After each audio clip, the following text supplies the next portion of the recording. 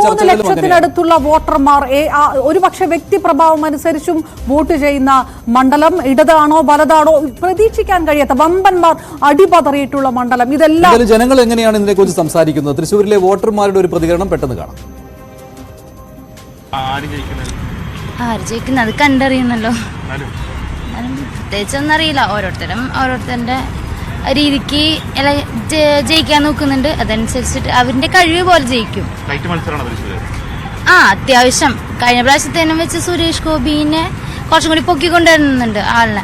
അപ്പൊ നോക്കുമ്പോ may be ആള് ജയിക്കാതിരിക്കും. മത്സരം ഇവിടെ സുനിൽകുമാർ ജയിക്കും.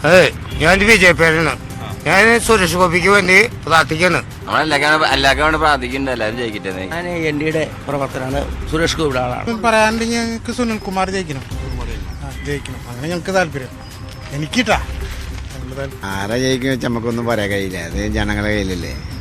എന്നാലും ആരെ ജയിക്കുന്ന വെച്ചാൽ CPM വരുള്ളൂ നമ്മളെ. എന്താ പറയാ, BJP ആയിരിക്കും വിചാരിക്കുന്നത്. സുനിൽകുമാർ ജയിക്കും. ട്രെൻഡ് എന്ന് പറയുമ്പോൾ സുരേഷ് ഗോപി ജയിക്കുമെന്നാണ് എൻ്റെയും പ്രതീക്ഷ.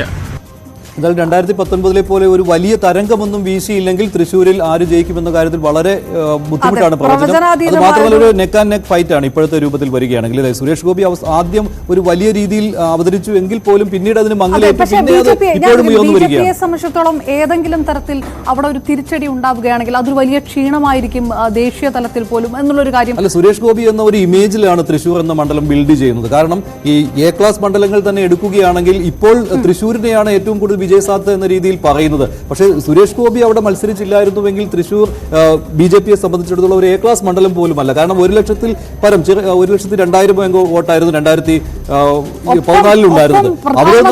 നരേന്ദ്രമോദിയുടെ തുടർ സന്ദർശനങ്ങൾ,